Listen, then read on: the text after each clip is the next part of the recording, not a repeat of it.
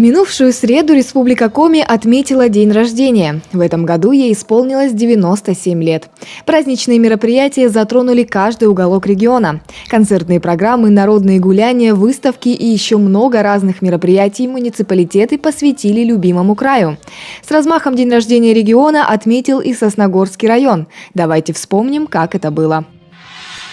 Накануне празднования в Сосногорске чествовали молодоженов, зарегистрировавших свой брак в преддверии Дня Республики Коми. Благодарю вас. Меняйтесь местами. Прошу, Дмитрий, берите ручку. Ваша подпись здесь, здесь. Не торопитесь. В этот день молодожены принимали поздравления не только от родных и близких людей. Поздравила брачующихся и депутат районного совета Надежда Бочкова. Желаю вам, чтобы вы пронесли свою любовь через всю свою жизнь, были друг другу опорой и поддержкой. И, конечно же, уважали и ценили друг друга. С праздником! Отметим, что минувшая пятница вновь стала богата на бракосочетания. Зарегистрировать свой брак в этот день изъявили желание многие пары Сосногорска. В день рождения Республики Коми в Сосногорске была обновлена доска почета. Здесь представители различных сфер деятельности. Каждый из них – гордость и достояние Сосногорского района. 15 фотографий, 15 судеб, неразрывно связанных с развитием нашего муниципалитета. Дорогие друзья, ваша ответственность и профессионализм лежат в основе развития и процветания Сосногорского района. И я уверен, равняться на вас должен каждый. И я от всей души желаю всем вам счастья, крепкого здоровья и успехов в вашей работе. И, конечно же, я от всей души поздравляю всех сосногорцев с Днем Республики Коми. После торжественного открытия церемония вручения свидетельств о занесении на доску почета. Ответное слово награжденных взял специалист управления по делам ГО и ЧС Александр Шадрин. Дорогие друзья, коллеги, присутствующие здесь, благодарю вас за то, что вы здесь собрались сегодня, чтобы почествовать нас. Это почетное звание для нас, и мы волнуемся. Вот, это для нас почетно. Ну и, конечно же, большая ответственность перед коллективом, который выдвинул нас, общественными организациями района, руководством администрации района, которые выбрали нас среди многих других достойнейших кандидатов. Огромное спасибо. О каждом, кто здесь представлен, можно рассказать долгую историю жизни и совершенствования в профессии. Например, преподаватель специальных дисциплин Сосногорского технологического техникума Светлана Самсонова родной профессии отдала 45 лет.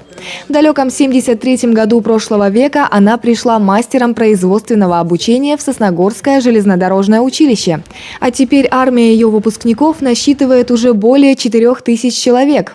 Я больше благодарна своим детям, моим обучающимся, потому что, вы понимаете, вот это коллектив, который прошел через мои руки, он ведь и мне помогал становиться, и менять себя, и становиться прекрасным педагогом. И вот везде, куда бы я ни поехала, вот в Питер сейчас езжу к своей дочери, в Воркуту, в разные командировки, везде кругом мои дети, мои учащиеся. И первому сейчас моему выпускнику 64 года. У нас была разница ровно 1 год, потому что я пришла 19 лет и стала заниматься вот этой педагогической деятельностью. И вот я так люблю свою работу, вот эту сложную, конечно, напряженную, но у нас дети прекрасные. Вот и еще один критерий, объединивших всех занесенных на доску почета.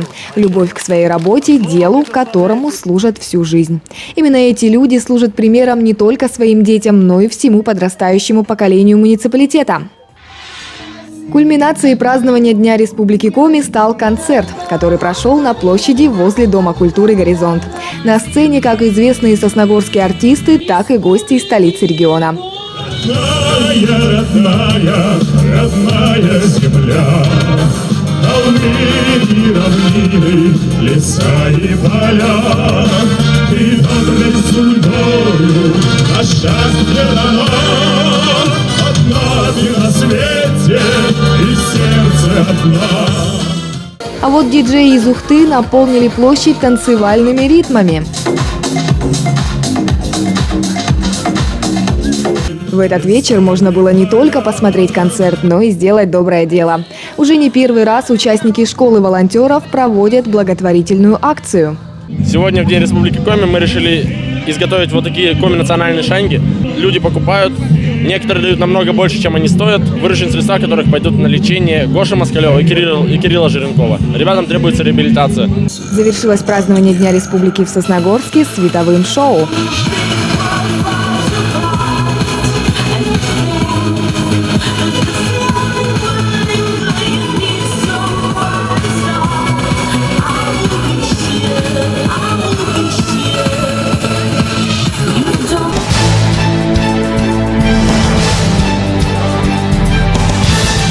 Возраст жизни не помеха, считают те сосногорцы, которые регулярно посещают Центр социального обслуживания населения.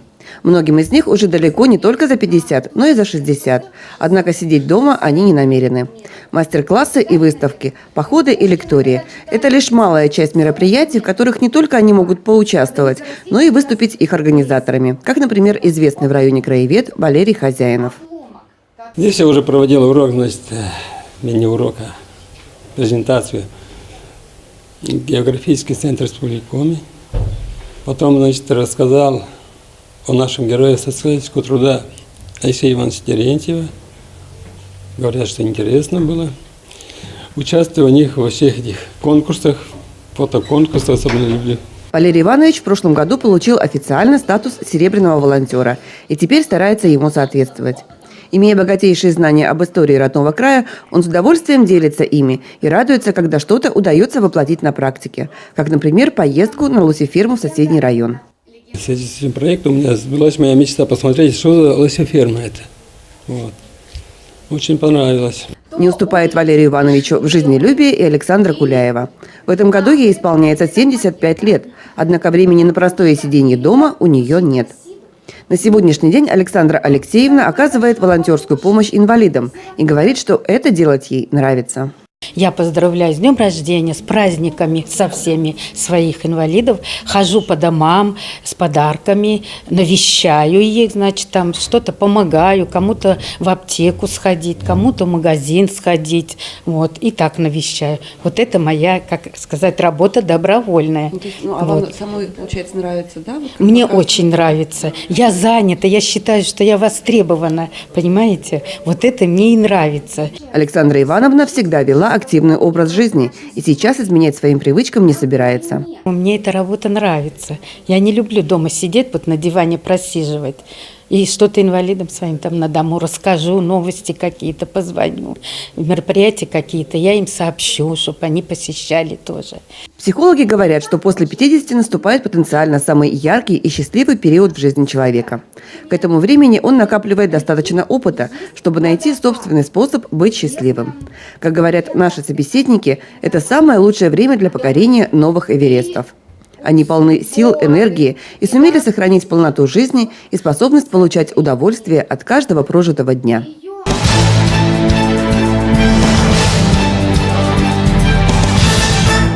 Готовность социальных объектов к новому сезону обсудили в администрации района на заседании комиссии по ЧС. На повестке дня вопрос пожарной безопасности. Среди участников специалисты управления по делам ГО и ЧС, отдела надзорной деятельности, а также главы поселений и руководители отделов. В начале работы комиссии представители образования, культуры и физкультуры выступили с докладами. Так, например, в Сосногорском районе на сегодняшний день работает 38 образовательных организаций. В начале августа в каждой из них была проведена комиссионная оценка готовности, а также проверка соблюдения пожарной безопасности. Во всех образовательных организациях приказами назначены ответственные лица за пожарную безопасность, ответственные прошли обучение по пожарно-техническому минимуму. Не менее 2 раз в год проводятся плановые инструктажи и занятия с работниками образовательных организаций по пожарной безопасности, в том числе на знание обязанностей по безопасной и быстрой эвакуации в случае пожара или иной чрезвычайной ситуации. Что касается сферы культуры, то в период проверок на некоторых объектах были выявлены и предложены к изменению ряд замечаний.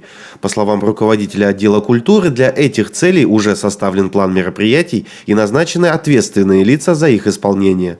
Замечания были и в ходе проверок объектов спорта, но на сегодняшний день, по словам докладчика, все они уже устранены. При подготовке к новому учебному году проведена большая работа, проведена проверка наличия и исправности автоматических установок противопожарной защиты зданий и первичных средств пожаротушения. Также проверены все эвакуационные выходы, назначены ответственные должностные лица на спортивных объектах.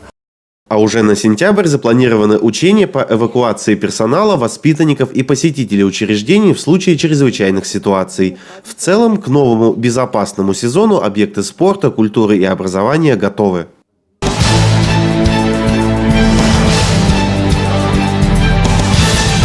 Национальная кухня, игры и конкурсы, выставки, песни и пляски. Все это фестиваль «Сосногорье». Ежегодное событие в жизни Сосногорского района пройдет уже в это воскресенье на берегу реки в старинном селе Усть-Ухта. В этом году фестиваль отметит свое 10-летие, и поэтому организаторы решили сделать его тематическим, а именно брусничным. Фестиваль планируем в этом году праздновать широко и масштабно.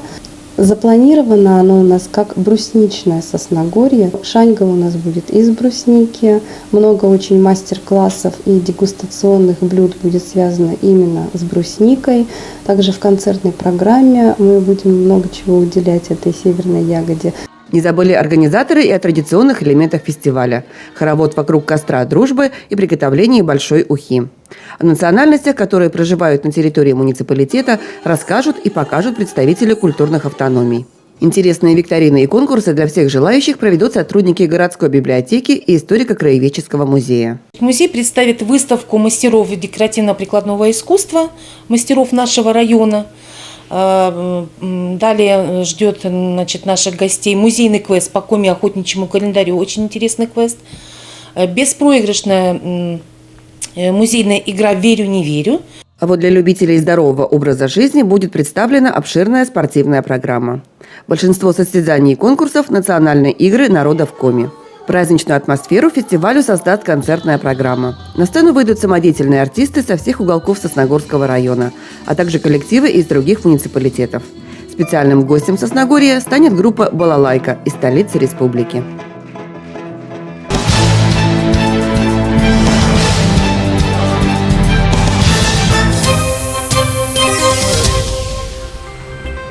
Благодаря крупным инвестиционным проектам компании «Лукойл» завершен ряд крупнейших проектов. Это в первую очередь обустройство перспективных месторождений добычи тяжелой нефти на Ярикском и Восточно-Ламбешовском месторождениях. На Яриге и Усинске введены в эксплуатацию генерирующие центры общей мощностью 175 мегаватт. А в Усинске завершена комплексная модернизация завода переработки всего попутного газа, что позволило увеличить ее объем с 200 до 600 миллионов кубических метров газа. В рамках проекта «Северный поток-2» введена в эксплуатацию вторая нитка магистрального газопровода Бавенково-Ухта. И продолжается строительство второй нитки Ухта-Торжок с вводом в эксплуатацию ориентировочно в 2020 году. В этом году ПАО «Газпром» приступила к проектированию третьей нитки магистрального газопровода Ухта-Торжок, ввод которой запланирован на 2024 год. Важным для развития промышленности республики является проект АО «Бокситтимана». По освоению эта компания на сегодняшний год выходит в лидеры добывающей отрасли. Сегодня они работают на Среднетиманской группе месторождений бокситов. Общий объем во вторую очередь составил в прошлом году 3 миллиарда рублей. Первая тонна на этом месторождении уже была добыта 4 апреля этого года. Мы достигли полной сбалансированности в лесном секторе. Республика – одна из немногих регионов, где объем глубокой переработки близок к 100%. Задача, которая ставит перед нами в целом жизнь, и республика должна ее реализовать, конечно же, в приоритете это в правительстве региона, в ближайшие 3 года провести полную модернизацию лесопромышленного комплекса. Создать десятки новых предприятий, модернизировать действующие. И эта работа уже идет полным ходом. В прошлом году Монди СЛПК приступила к реализации масштабного проекта «Горизонт» с общим объемом инвестиций в 7 миллиардов рублей. По итогам прирост налоговых поступлений в республиканские местные бюджеты составит дополнительно 3 миллиарда рублей. При Лузском, Усть-Вымском, Сысольском районах продолжается реализация 3 проектов по глубокой переработке древесины с общим объемом инвестиций 1,6 миллиардов рублей. Собственниками выведен из банкротства Жешевский фанерный комбинат и завершается инвестиционный проект по его техническому перевооружению. Лузалес выкупил Сыктывкарский промышленный комбинат, вывел из банкротства и приступил к его модернизации и развитию. В целом, в прошлом году увеличились объемы производства фанеры, пироматериалов, древесно-волокнистых плит, химической продукции, строительных материалов и железобетонных изделий. Индекс промышленного производства в обрабатывающем сегменте превысил среднероссийский показатель.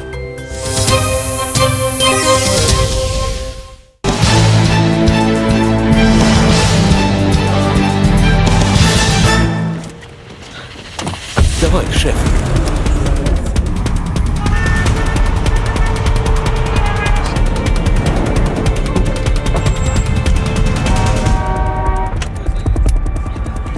На рейсе 10-137 в самолете заложена бомба.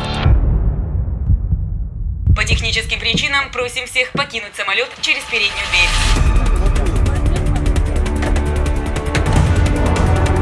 Пробей вот этот телефон.